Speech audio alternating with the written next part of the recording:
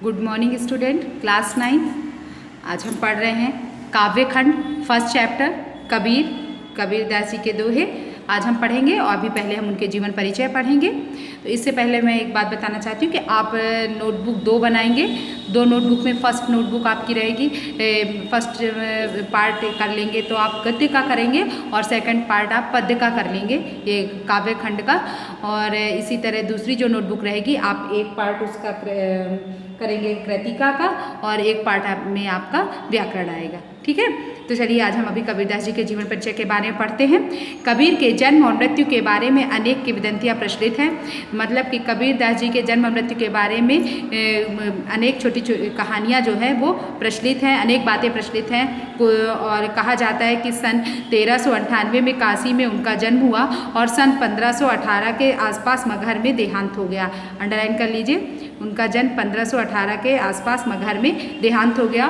कबीर ने विधिवत शिक्षा नहीं पाई थी, परंतु सत्संग, पर्यटन तथा अनुभव से उन्होंने ज्ञान प्राप्त किया था। कबीर ने विधिवत शिक्षा नहीं पाई थी, परंतु सत्संग, पर्यटन तथा अनुभव से उन्होंने ज्ञान प्राप्त किया था। भक्तिकालीन निर्गुण संत परंपरा के प्रमुख कवि कबीर की रचनाएं मुख्यतः कबीर ग्रंथावली में संग्रहित है, किंतु कबीर पद में उनकी रचनाओं का संग्रह बीजक ही प्रमाणिक माना जाता है। कुछ रचनाएं गुरु ग्रंथ साहिब में भी संकलित हैं। तो भक्तिकाल के निर्गुण धारा के कवि जो है कबीरदास जी माने जाते हैं।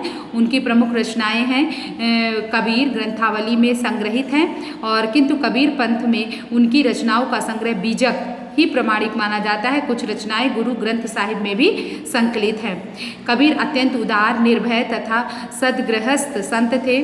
कबीर अत्यंत उदार, निर्भय तथा सद्गृहस्थ संत थे। राम और रहीम की एकता में विश्वास रखने वाले कबीर ने ईश्वर के नाम पर चलने वाले हर तरह के पाखंड, भेदभाव और कर्मकांड का खंडन किया। उन्होंने अपने काव्य में धार्मिक और सामाजिक भेदभाव से मुक्त मनुष्य की कल्पना की। ईश्वर प्रेम, ज्ञान तथा वैराग्य, गुरु भक्ति, सत्संग और साधु महिमा के साथ आत्मबोध और जगत बोध की अभिव्यक्ति उनके काव्य में हुई है। कबीर की भाषा की सहजता ही उनकी काव्यात्मकता की शक्ति है। जनभाषा के निकट होने के कारण उनकी काव्य भाषा में दार्शनिक चिंतन को सरल ढंग से व्यक्त करने की ताकत है। और संकलित साखियों में प्रेम का महत्व, संत के लक्षण, ये जो साखियाँ हैं उनमें क्या बताया गया है। यह संकलित साखियों में प्रेम का महत्व, संत के लक्षण, ज्ञान की महिमा, बाह्य आडंबरों का विरोध आदि भावों का उल्लेख हुआ है। पहले शब्द में बाह्य आडंबरों का विरोध एवं अपने भीतर ही ईश्वर की व्याप्ति का संकेत है, तो दूसरे शब्द में ज्ञान की आंधी के रूपक के सहारे ज्ञान के महत्व का वर्णन है। कबीर कहते हैं कि ज्ञान की सहायता से मनुष्य अपनी दुर्बलताओं से मुक्त होता है। मनुष्य को अगर ज्ञान प्राप्त हो जाता है तो वह मनुष्य जो है अपनी कमजोरियों से दूर हो जाता है। ये कबीरदास जी का कहना है। ठीक है, तो कबीरदास जी के बारे में फिर से आपको एक बार बताती हूँ, ध्यान से सुनिए कि कबीरदास जी का जन्म जो है 1398 में हुआ और उनकी मृत्यु 1518 में हुई। मगहर में उनका देहांत हो गया। कबीर ने विधिवत शिक्षा नहीं पाई, इसलिए उन्होंने जो है सत्संग और पर्यटन और अनुभव से उन्होंने ज्ञान प्राप्त किया है। सत्संग, पर्यटन और अनुभव से उन्होंने ज्ञान प्राप्त किया। और वो निर्गुण भक्ति धारा के कवि हैं और उनकी रचनाएं कबीर ग्रंथावली में संग्रहित हैं, इकट्ठा हैं, किंतु कबीर पंथ में उनकी रचनाओं का संग्रह बीजक ही प्रमाणिक माना जाता है और कुछ रचनाएं गुरु ग्रंथ साहिब में संकलित हैं। कबीर अत्यंत उदार, निर्भीक और सद्गृहस्थ संत थे। राम और रहीम की एकता में विश्वास रखने वाले कबीर ने ईश्वर के नाम पर चलने वाले हर तरह के पाखंड, भेदभाव और कर्मकांड का खंडन किया है। वे भेदभाव के विरोधी थे। उन्होंने अपने काव्य में धार्मिक और सामाजिक भेदभाव से मुक्त मनुष्य की कल्पना की है कि वह ऐसा मनुष्य हो जो धार्मिक और सामाजिक भेदभाव से मुक्त हो। ईश्वर प्रेम, ज्ञान तथा वैराग्य, गुरु भक्ति, ईश्वर प्रेम, ज्ञान तथा वैराग्य, गुरु भक्ति, सत्संग और साधु महिमा के साथ आत्मबोध और जगत बोध की अभिव्यक्ति उनके काव्य में हुई है।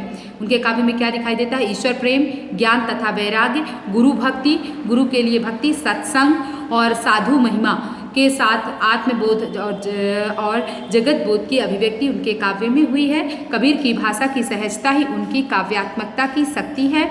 और उनकी भाषा जो है सरल है, सधुकड़ी भाषा है और उनकी भाषा काव्यात्मकता की शक्ति है उनमें।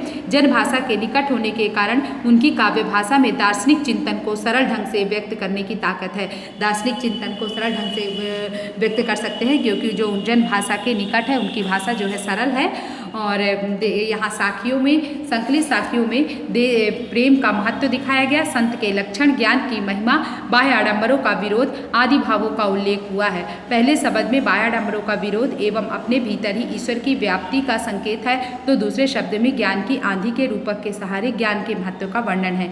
कबीर दास जी कहते हैं कि ज्ञान की सहायता से मनुष्य अपनी दुर्बलताओं से मुक्त हो जाता है। ठीक।